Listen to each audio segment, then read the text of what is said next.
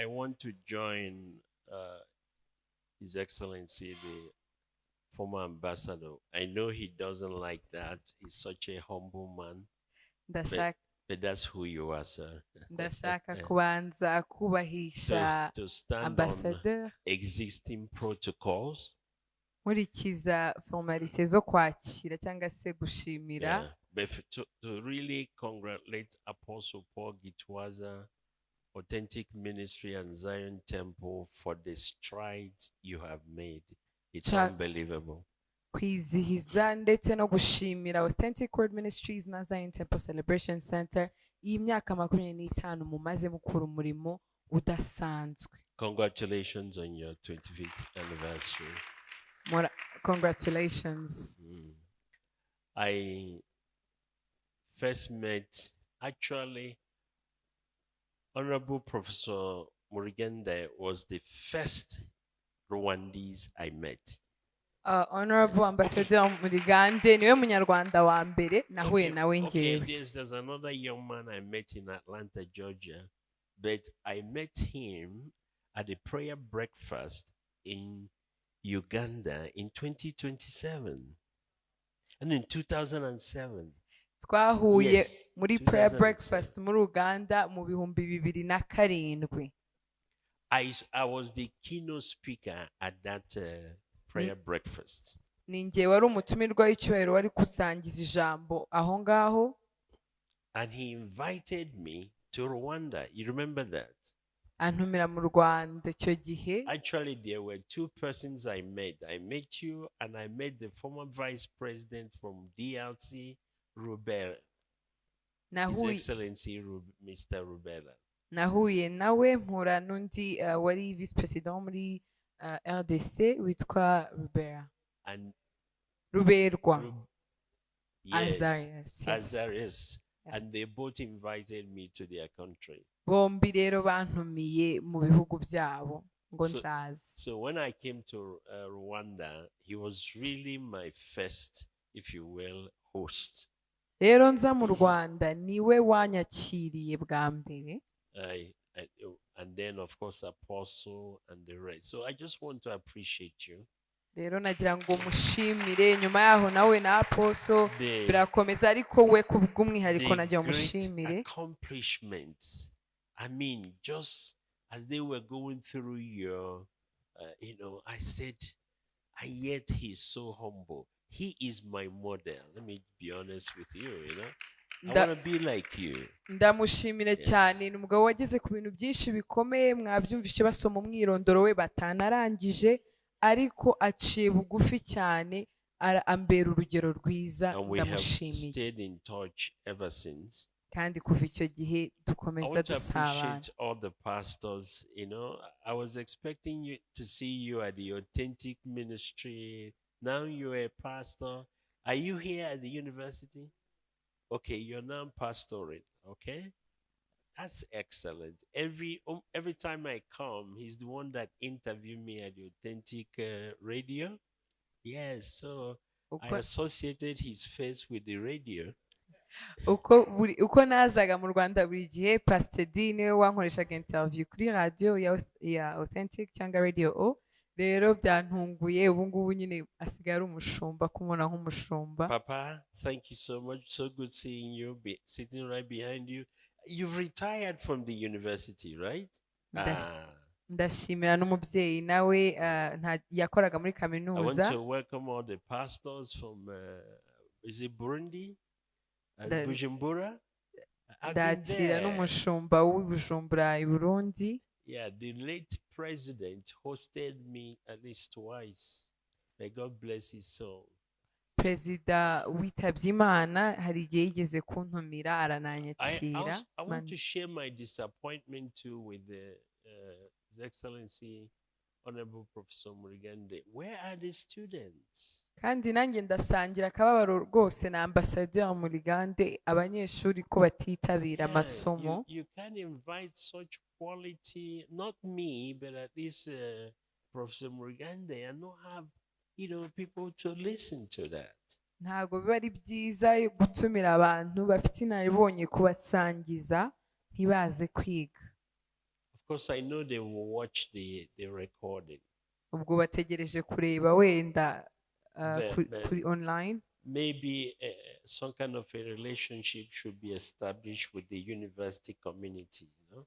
Ariko bikaduha wenda n'inama y'uko tugomba kuzagirana ubusabane bwimbitse n'amakaminuza. Let them actually be part of formulating the questions that we ask, so that they can take ownership. Kugira ngo nabo bajye baba abafatanyabikorwa mu gutegura cyane cyane no All right. masession. Thank you again for the invitation. I've been speaking every day since I came, so I think the last milk in me is what you people are now pulling out. Kuva nagera I Kigali buri munsi mba ndi muri session, ubu rero muri gufata ku bya nyuma. When I leave here, I'm heading straight to the airport because Ndava I'm leaving today. Ndava ahangaha ngenda ku kibuga cy'indege. But don't worry, I'm already leaving dry. They have milk me Ariko dry. ntimugire ikibazo, ibyo nari mfite byose Praise the babinkuyemo. Lord. Imana ihabwe And I want to icyubahiro. appreciate Professor Murigande for excellent foundation you have laid. Kandi ndashimira Honorable Murigande kuko yashyizeho imfatiro ikomeye. Every nation that has ever developed Buri gihugu icyo ari cyo cyose kigeze gutera imbere set up a system to take advantage of the diaspora. gishyiraho uburyo bwo gukorana n'abadiaspora. Singapore was developed by their diaspora. Singapore yatewe imbere n'abadiaspora. India, Ubuhinde, South Korea. South Korea, Korea y'Amajyepfo.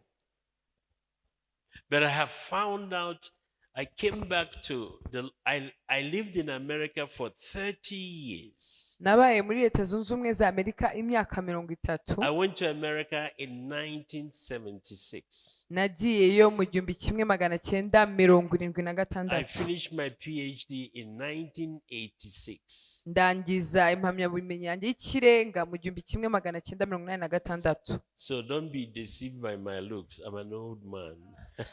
Nimunyitiranye ndi umuntu ufite imyaka ikuze. And then I came back to Africa in 2006. Nagarutse muri Afrika mu 2006. But I can tell you, if God had not called me back, Ariko ndababwiza ukuri Imana itampamagara ngo I would have gone back to US nari kuguma muri Amerika. and go and enjoy ice cream, Nkajya kurya ice cream, Kentucky Fried Chicken. nkarya KFC. I just came back from America on Thursday, a week just last week.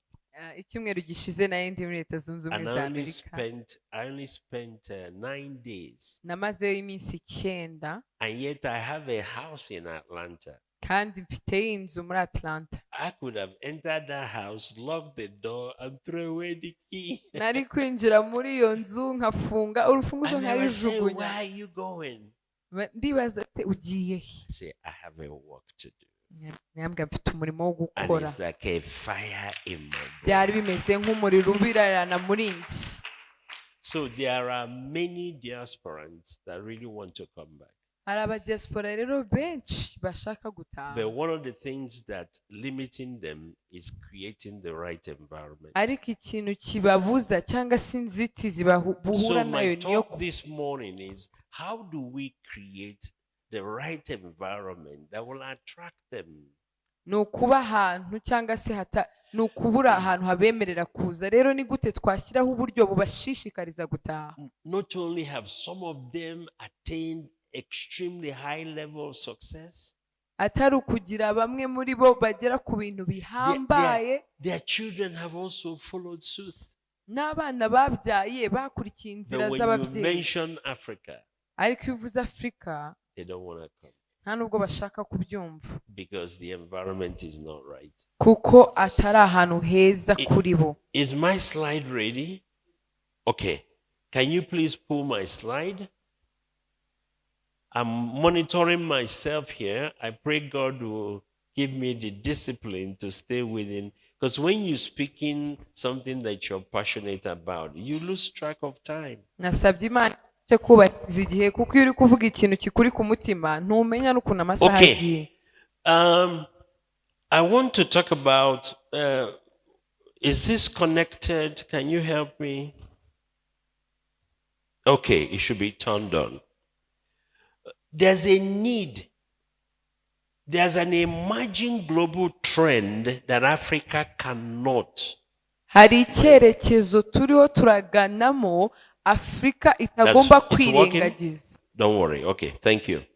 There's an emerging trend that is forcing, especially the tertiary institution, it's forcing us to reform. Icyo cyerekezo kiradusaba cyane cyane twe mu burezi guhindura imikorere yacu. If we're going to address current emerging trends in the world, let me say this. Leadership is about learning from the past, preparing for the future, and managing the present in the light of the past and the future. Ubuyobozi cyangwa se leadership ni ukwigira ku byahise ukitegura ejo hazaza kandi ukabikora muri iki gihe ugendeye ku byo wamenye mu byahise n'ibyo ushaka kugeraho ejo hazaza. We cannot be stagnant. Ntago dushobora kwemera kugwingira. You cannot be stagnant. Ntiwadindira ntibikunda. There are three kinds of leaders.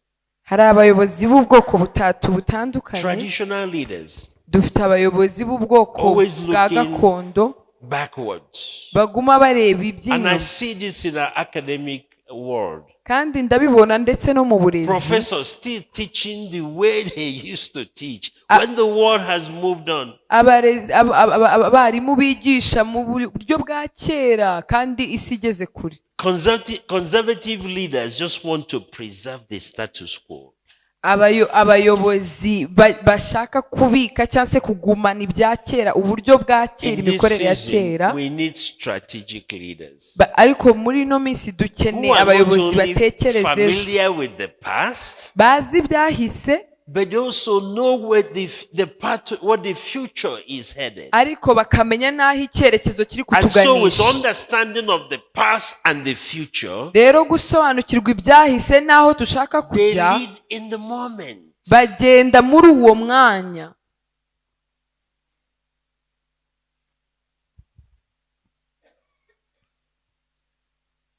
If somebody said, Jimmy Carter, you must adapt to changing times while holding on to unchanging values.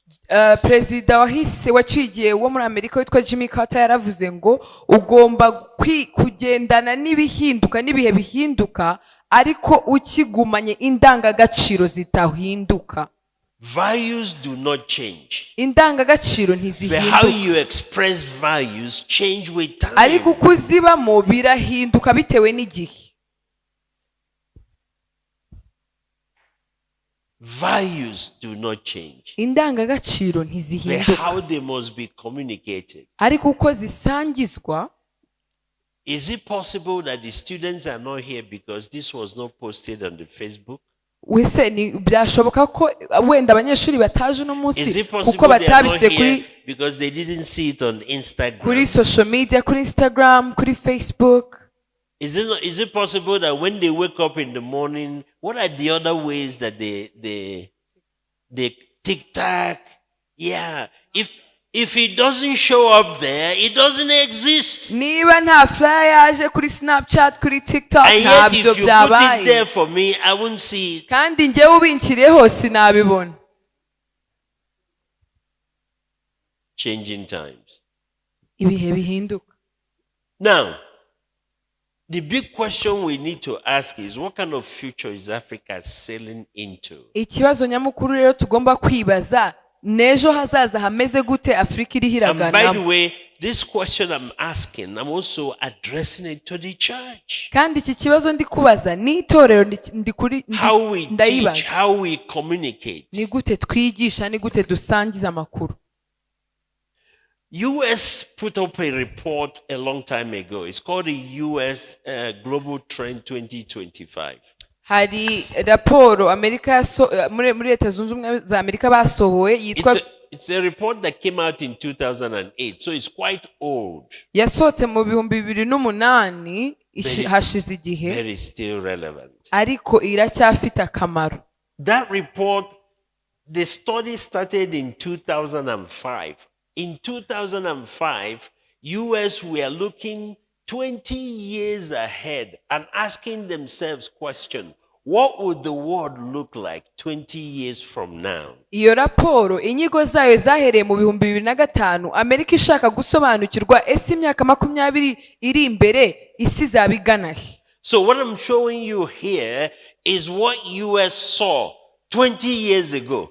Ibyo rero mbasangiza aha ni ibintu leta zunze ubumwe za Amerika zabonye imyaka 20 ishize. And 20 years ago, they had already formulated policies to address those things before they showed up. Kandi imyaka 20 hise bari barashyize amategeko n'uburyo bwo kugenga ibyo babonye cyangwa se babibwiraga ko isi zabijyamo. A future you do not see, you cannot be a part of. Akazoza utabona ntabwo ukabamo. And a future that somebody else designed and you're not part of it, there's a good chance you'll be a slave in that future. Kandi ejo hazaza hashyizweho n'undi muntu, amahirwe menshi nuko wowe nuyageramo uzaba uri imbata cyangwa se umucakara w'uwo muntu. In other words, they will not give you a prominent role to play in that future. Muri make ntago bazaguha umwanya ukomeye wo kugira icyo ukora muri ako kazoza. You saw the statistics that Professor Murigande reeled out here. Mwabonye imibare Professor Murigande yadusomeye aha. We have all the resources. Dufite ibintu byose dukeneye. Why are we still bringing up the rare? Ariko se kuki tukifata ibyo bikuriye mu bindi bihugu? We are still playing in a future that somebody designed. Kuko twe turi muri ejo hazaza undi muntu yashyizeho. What am I trying to say? Ndi kubabwira iki? Moving forward, we must begin to design our own future. Kuva ubu ngubu tugomba gutangira gushyiraho ejo hazaza hacu. And in that design, we must place ourselves to play prominent roles. Kandi mu gushyiraho uko ejo hazaza hazaba hameze tuziha imyanya ikomeye, imyanya y'ingenzi. And then train our students to live in that future. No twigishe abandi uburyo twagera kuri ejo hazaza aho twashyizeho. I'm glad to meet you. You were introduced as what?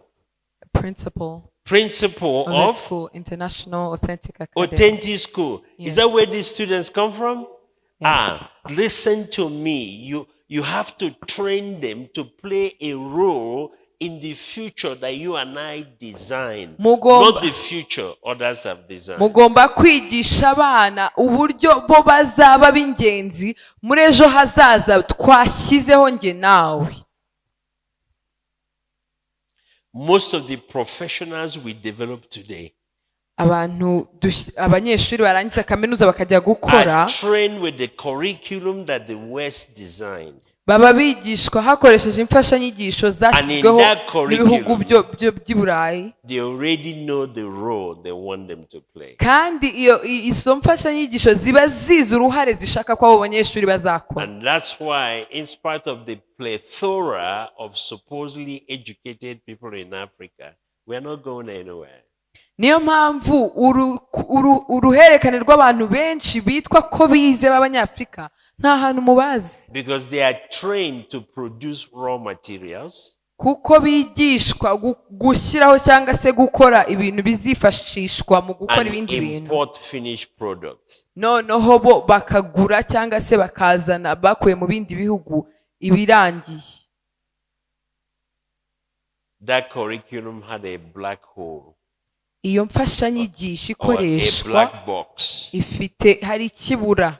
Some things they were never exposed to. Hari ibintu itabereka. This time we need to remove the black box. Tugomba rero kubikuraho ibyo bahisha bakabibona. And begin to ask the question, how are the drugs manufactured? Tukibaza ese imiti ikorwa iti? How are the syringes manufactured? Ese inshinge zikorwa gute? So when we develop a pharmacologist, kugira ngo nidutoza umuntu uzaba ukora iyo miti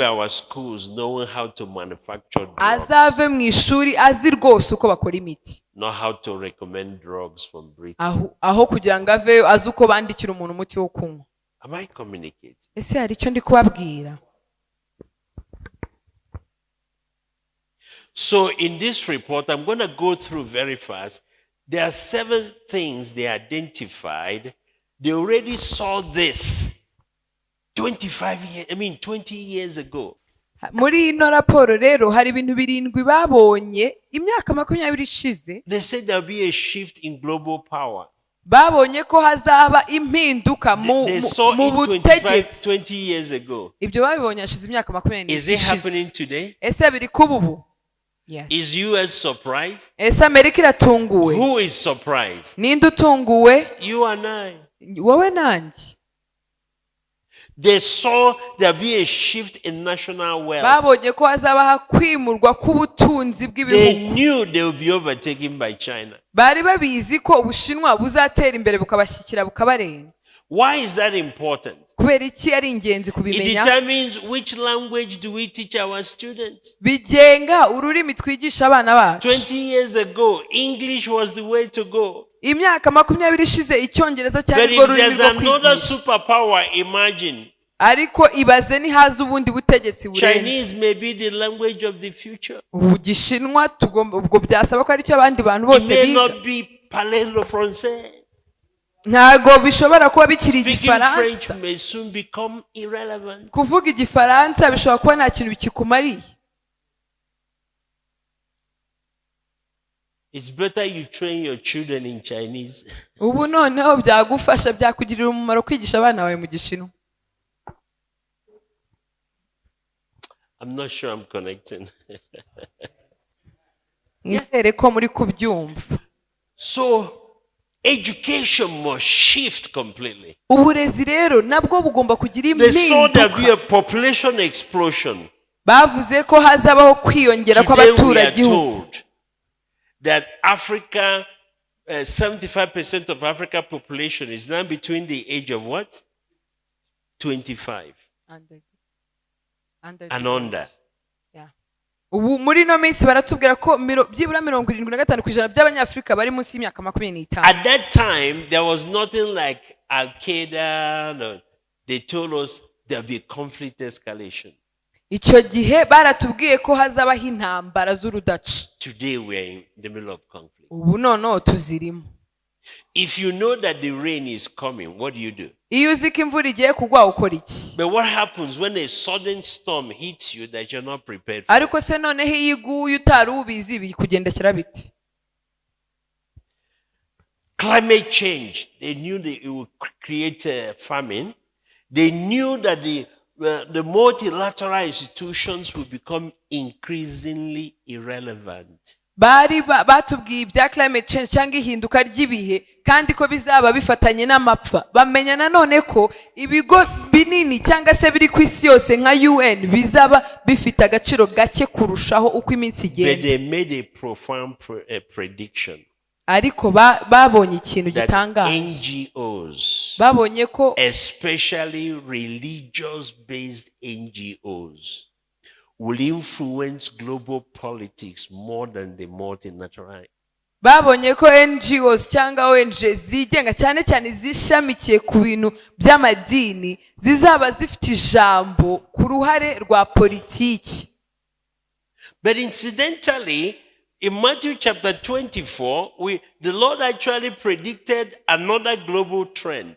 ariko igitangaje ni uko muri Matayo 24 Uwiteka hari ikindi kintu yavuze, ikindi cyerekezo gitandukanye yavuze. We were told that nations will fight against nations. twabwiwe ko ibihugu bizarwana. What is that? ibyo ni iki? Conflict.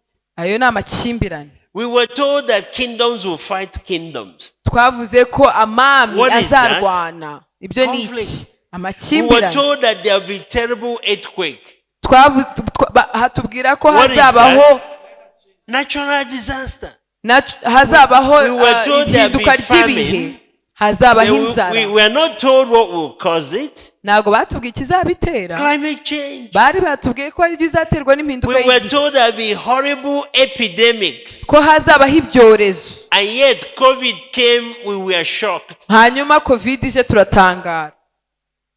The church knew that COVID would come even before it came. itorero ryari rizi ko covid izaza And mbere yet the y'inazi. church never formulated any policy to help government. kandi itorero ntiryagira icyo bikoraho ngo ritegure because isi they kuyakira didn't see the connection between that chapter and policy.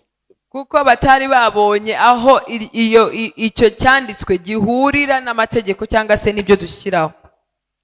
You know, it's so sad that the church walked into epidemics just like the rest of the world. Ni ukuri birababaje ko itorero ryisanga mu cyorezo And yet n'isi yose. they were warned 2,000 years ago that it was coming. Imyaka nk'ibihumbi na bibiri ishize bari barabwiwe ko icyorezo kizaza. We were told that the persecution is coming. Hazabaho We were told gutotezwa that many are going to fall away. ko benshi bazagwa. So, according to Matthew chapter 24, Dukurikije rero Matayo the emerging 24 global trends are what? Increase in deception, hariho icyerekezo cyo kwiyongera conflict escalation, kw'intambara, natural disaster, famine, kw'inzara, horrible epidemics, kw'ibyorezo, persecution of Christians, ko kutotezwa falling away of kw'abakristu, many ko Christians. kugwa kwa But benshi. also it says that the gospel of the kingdom will be preached. Ariko iratubwira ko ubutumwa bw'ubwami buzabwirizwa. That's a global trend. Kandi aho In fact, I n'icyerekezo compared tugiyemo. both of them, Matthew 24 prediction and the US global trend tradition. Do you see? Ese urabona hano tugereranyije Matayo 24 n'ibyo iyo raporo yavugaga bizaba nta huriro? He took a professor of chemistry who stepped away from religion to look at the Byasabye ko umwarimu wa shimi cyangwa se w'ubutabire asubira inyuma akava mu idini akareba ibintu uko biri. We have to train our church leaders to learn how to interpret these things, not just from religious perspective, Tugomba but kwigisha from education perspective, because this says if this is the challenge that's coming, it means we have to train the people that can handle it. tugomba It should inform education policy. tugomba kwigisha abayobozi gusohoka kutarebera mu idini ahubwo bakabasha kumva no gusobanukirwa ibihe bigiye kuza kugira ngo tubone uko twigisha abandi uko bazahangana n'ibyo bihe. The only thing the church will do is to organize intercessory prayers. Icy'itorero risigaye rikora ubu ni ugutegura amasengesho yo kwinginga Those that gusa. will take authority to make sure this doesn't happen. Se ni bande bazafata ubutware bwo But the gutuma ibi Lord bitaba. says it's going to happen. Ariko Bibiliya itwereka ko bizaba. What am I trying to say? It's time for the church to come up. Ni igihe rero cy'itorero kuzamuka mu Because bitekerezo. if we had people that understood this, they would have called government and said, let's have a meeting. There's a rain coming. Kuko iyo tuba dufite abantu basobanukiwe ibi bintu bari guhamagara leta bakavuga ati nimuze twicare hari imvura igiye kuba. What education policy can we develop in order Ese to avoid? twashyiraho iriya tegeko rijyanye n'uburezi What ryafasha economic policy? It has economic policy mu buryo implications. bw'ubukungu It twabigenza has gute, education mu buryo implications. bw'uburezi twabikoraho It iki, has health implications. mu buryo bw'ubuzima twabikoraho iki. And I'm here to tell you, Kandi ndaha kubabwira this rain is here. iyi mvura tuvuga What iraha. changes are we making Ese turi kuzana izihe so that we are mpinduka not drowned by it? kugira ngo tutarohama?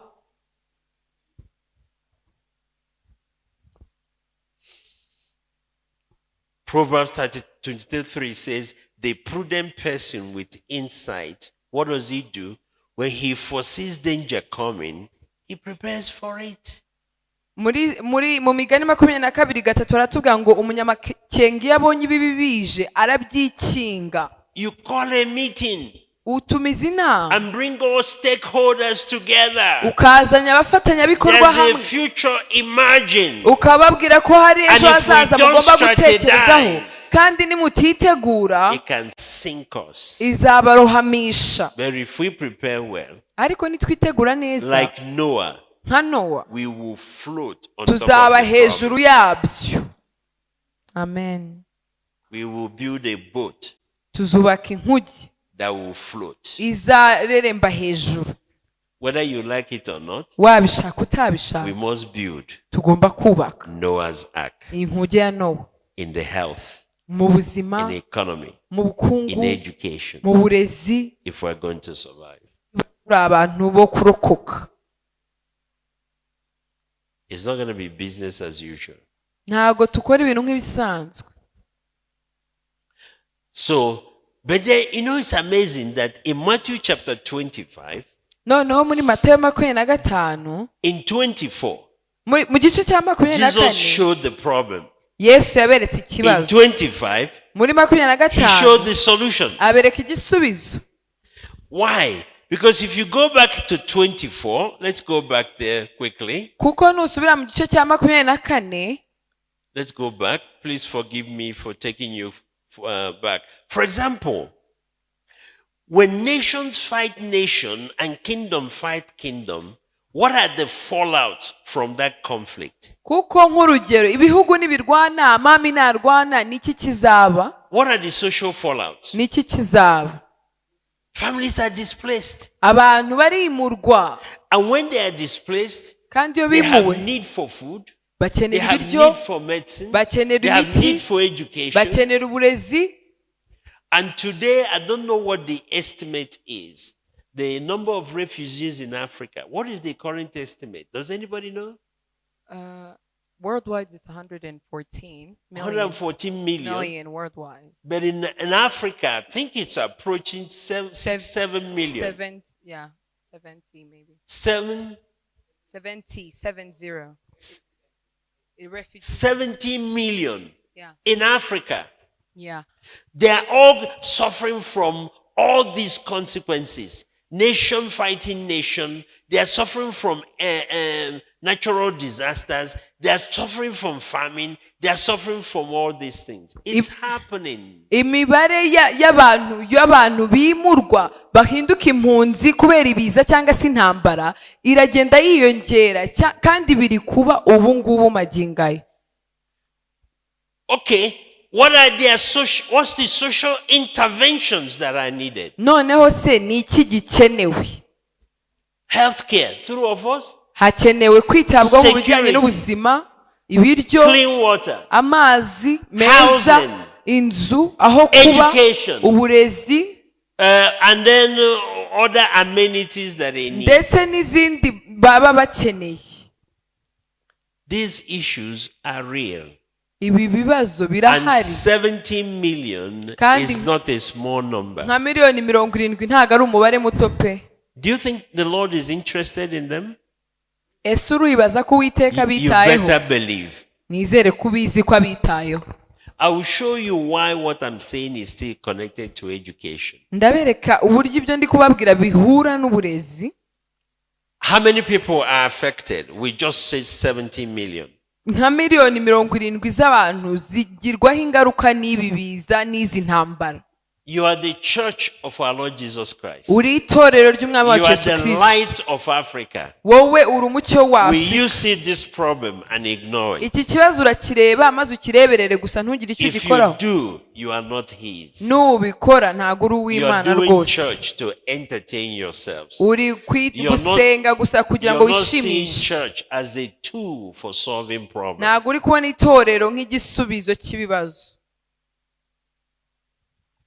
Okay, let's go further.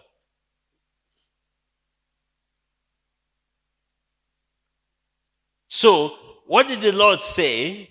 He says, when I come, Noneho Uwiteka ni icyo ari this is kuvuga. how I will judge you. Aravuga ngo ninza nuko nzabaciraho iteka. When I was hungry, Ngo igihe nari nshonje you gave me food. wampaye ibiryo. When I was thirsty, Igihe nari nyotewe you gave me drink.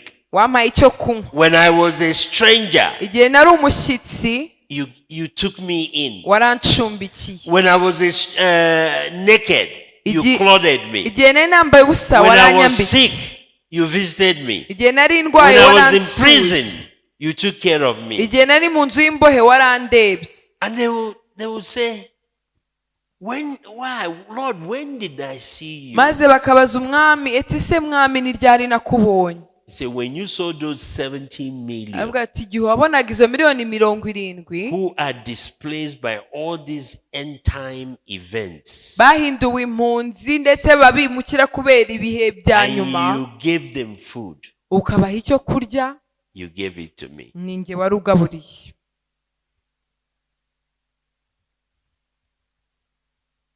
What am I trying to say? Ni iki ndiho ndababwira. If the church does not address the consequences of end time events, itorero nidahangana n'ingaruka z'ibihe bya nyuma, you are not connected to God. ntabwo uriko muri kunyumva neza. You're having your own program.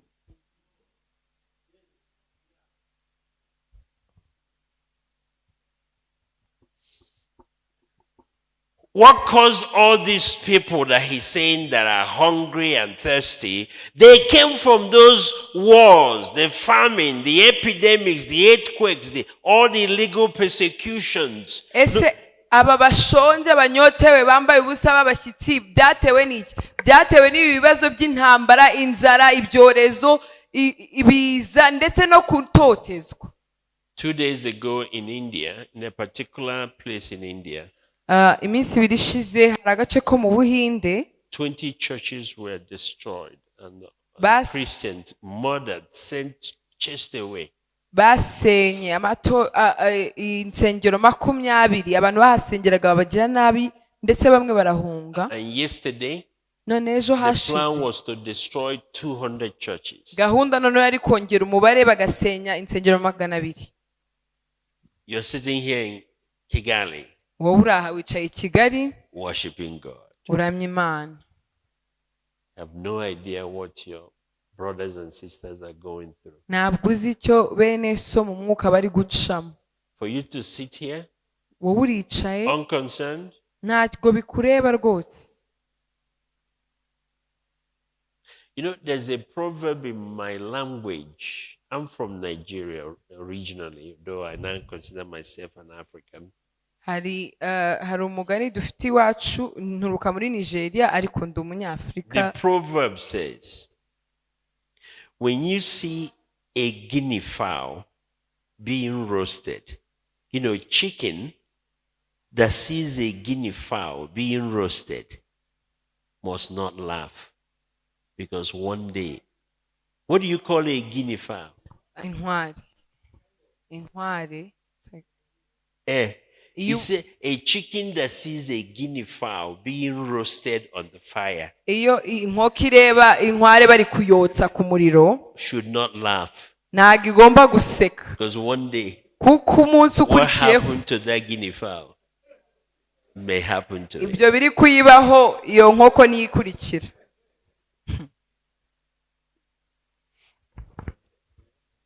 So what I'm saying is that the Lord showed the problem in chapter 24. Imana rero icyo mbabwira nuko yatweretse ikibazo muri Matayo 24 and showed the consequences of the needs, social needs that he will create. kandi katwereka icyo kibazo And then in kizatera. verse 25 he says, I will judge you by how you address maze it. muri 25 itubwira ko izaduciraho iteka bitewe nuko twitwaye muri icyo kibazo. The last day church will be judged by their level of social intervention.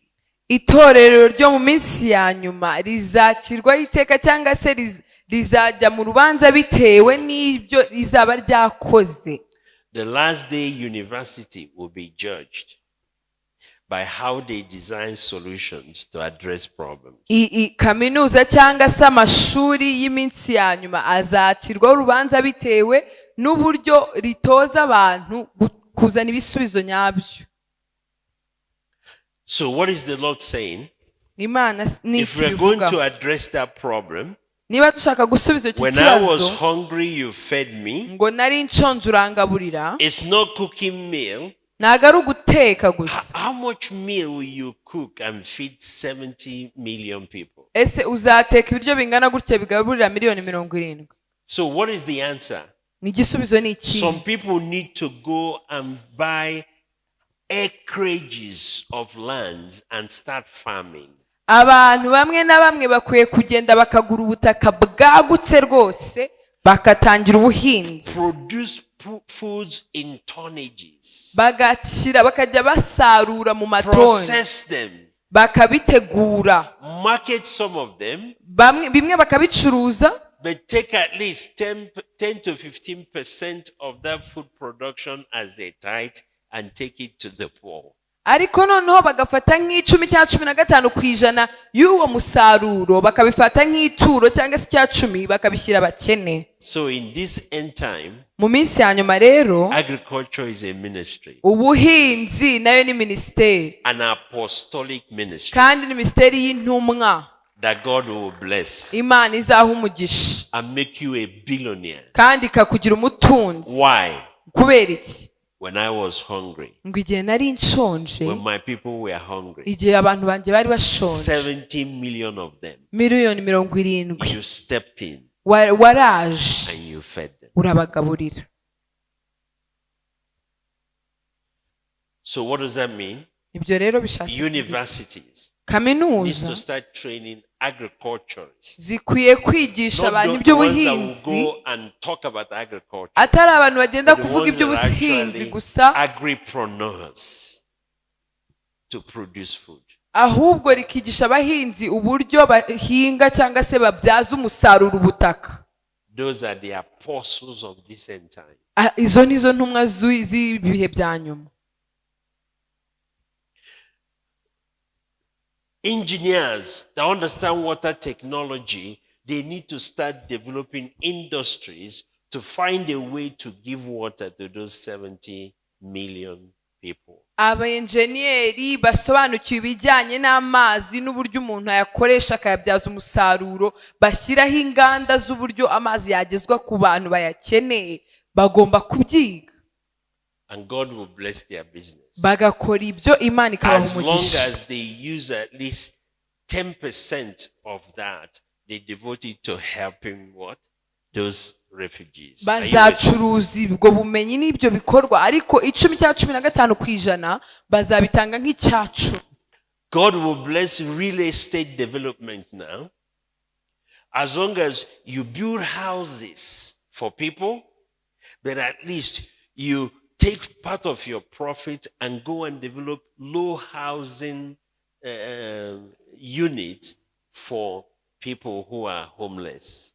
Bari mu bijyanye no kubaka amazu bazakoresha ubwo bwenge bamenya uko bakubaka amazu y'agaciro ko hejuru, bacuruza bakagira amafaranga menshi, ariko noneho bakoreshe n'ubwo bumenyi bakoresha bubaka inzu abantu badafite ubushobozi bashobora guturamo, zabafasha kugira aho batura. Are they fulfilling ministry? Ese bari gukora umurimo w'Imana? What am I trying to say? Ni ikindi kubabwira. The ministry of the third day is a ministry in the marketplace. Umurimo buturimo ni umurimo wo dukorera hanze ku isoko ry'umurimo. It's not the ministry of sitting here in the pulpit and preaching. Ntago ari umurimo wo ku gatuti. It's a ministry of raising people who will go in the marketplace and solve problems. Ni umurimo wo kurera abantu bazagenda mu isoko ry'umurimo bagashyiraho ibisubizo by'ibibazo bihari. Feeding the poor is not going to be solved by preaching it from the pulpit. Kugaburira abashonje ntago bizigishwa ku It will be gatuti. solved by from the pulpit, raising people who understand it, and you follow them to the field. Make sure they do it. Ku gatuti ukangurira abafite imbaraga n'umuhamagaro wo gukora ibyo, kuzana ibyo bisubizo, hanyuma ukanabakurikirana ukareba ko babizanye. By the way, in the last 3 years, I have focused on developing youth agripreneurs. That's all I do now. Ubu rero mu myaka 3 ishize nsigaye mfata umwanya wanjye kugira ngo ntoze cyangwa se mfashe urubyiruko ruri mu buhinzi rushaka gukora ubuhinzi. Yesterday, while I was here, one of them sent me in Nigeria. He says, "This is my second cassava harvest." Ejo nicaye hari umwe nigisha uri muri Nigeria yanyoheje amafoto arambwira ngo ngize umusaruro wanjye wa And he kabiri said, wa thank you for everything you taught me.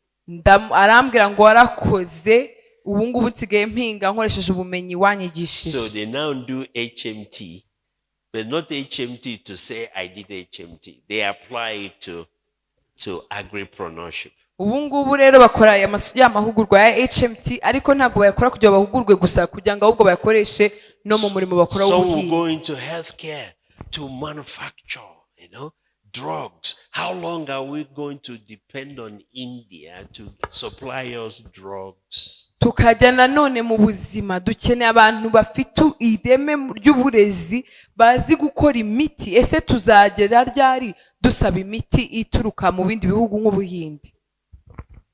And in education, I will talk more about this education.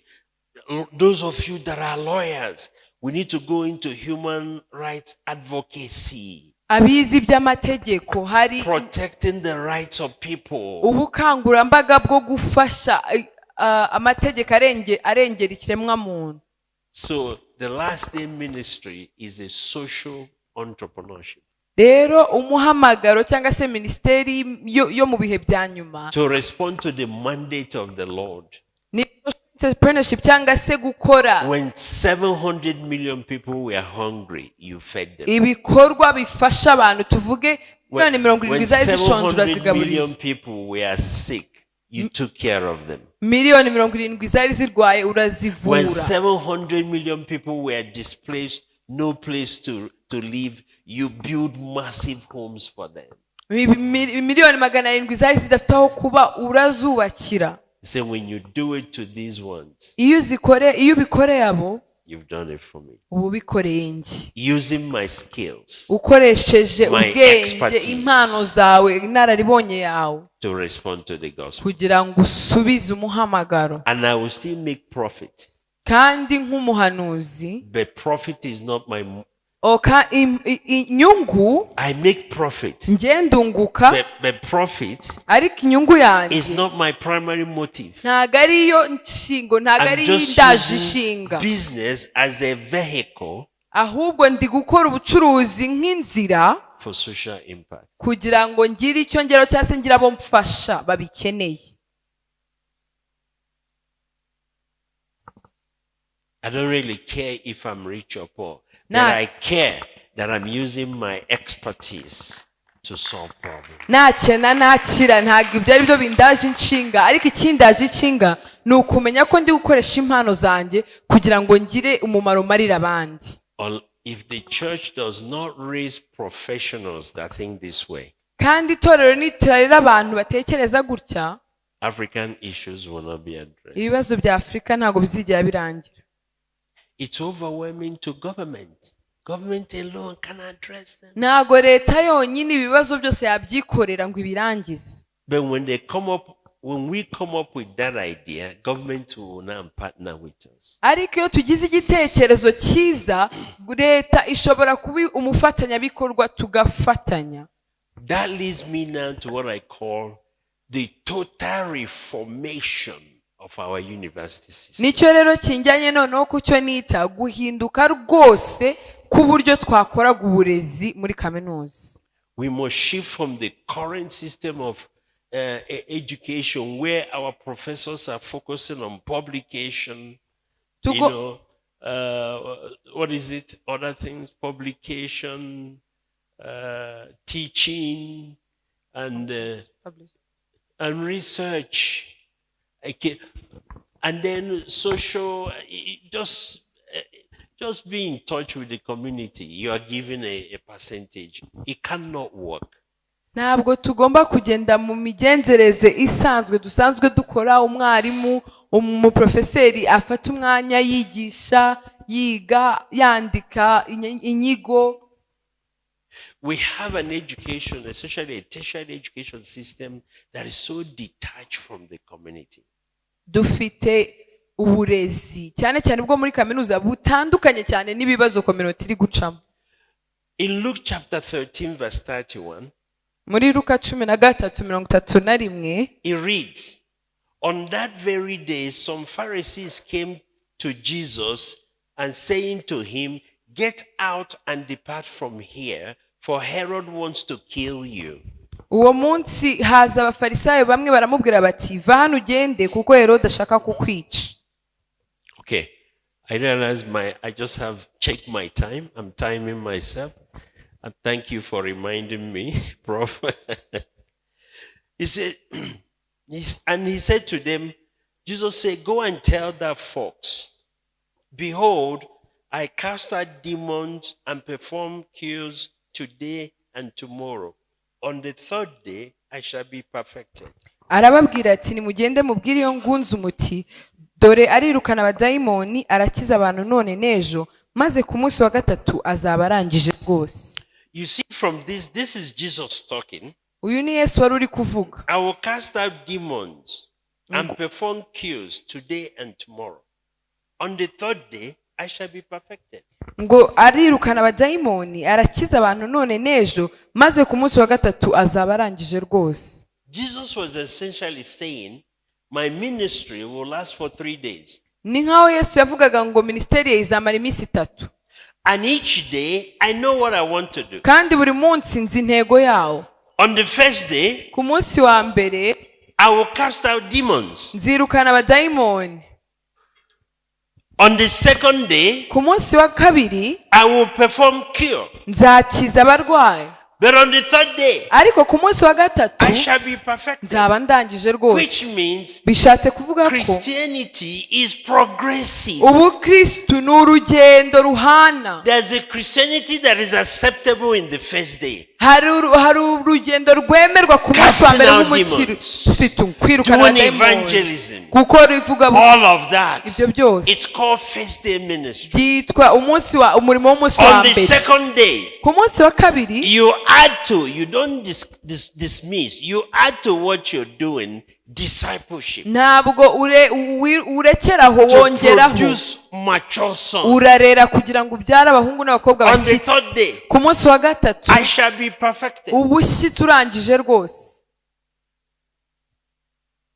To do Christianity the same way over and over and over is stagnation. rero gukora umurimo w'Imana uburyo bumwe na bumwe inshuro ibihe bigaha ibindi ni ukudindira rwose. Now, what is perfection? ese kurangiza umurimo We see yavugaga ni that in ukuhe? Isaiah chapter 61 verse 4. urabona muri Yesaya On the 61:31 third day, ngo ku munsi wa gatatu I will rebuild, nzubaka, I will restore, I nzahembura, will raise up. nzazuka. The third day umunsi wa is gatatu the day of ni restoration. umunsi wo It's a guhembura, season of ni rebuilding. umunsi wo kubaka. And that's why a third generation university niyo mpamvu must rero be built to correspond with the third day dukeneye of Christ. kaminuza y'urubyaro rwa gatatu kugira ngo ihuze n'umunsi wa gatatu wo dusoma. I will say this, just give me 5 minutes, I will wrap up. murampe iminota nk'itanu ndaba nsoje. Cambridgeshire Cambridge basangije used to be one of the poorest, what do they call it? Is it parish? What do they call it? County in the UK. Poorest. Cambridgeshire ni ahantu ni nk'umudugudu ukeneye cyane kurusha And iyindi mu Cambridge Bwongereza. University was priding itself as an excellent institution, kandi aho but no community impact.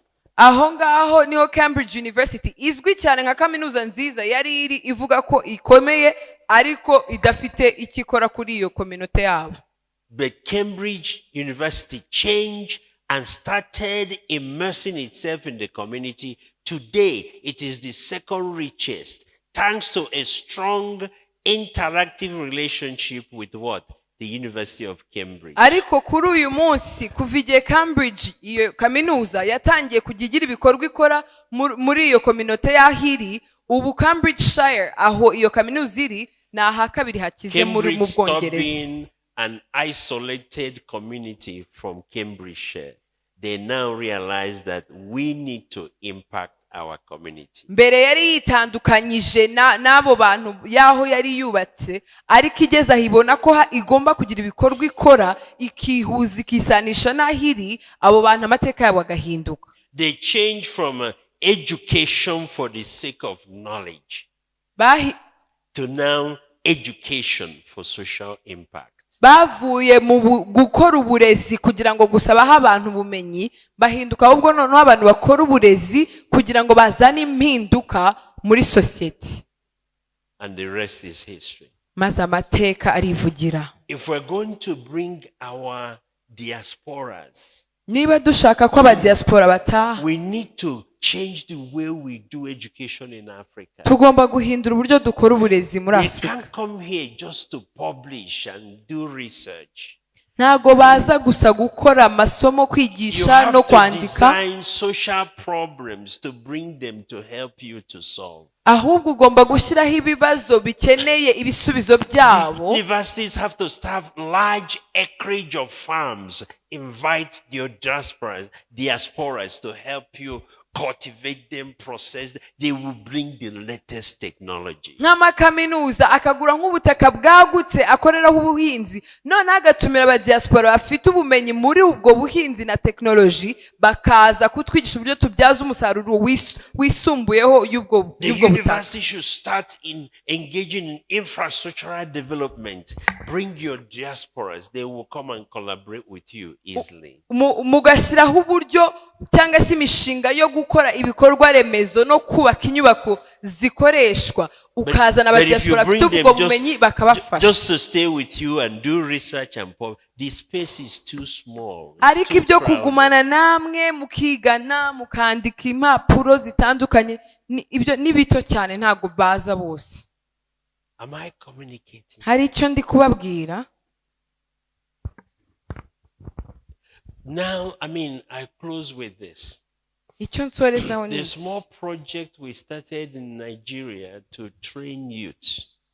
I was collaborating with a university and government agencies. hari umushinga twatangije muri Nigeria wo kwigisha urubyiruko, nakoranaga na leta ndetse nabo bafatanyabikorwa bari bahari. The president of Uganda came to know about it.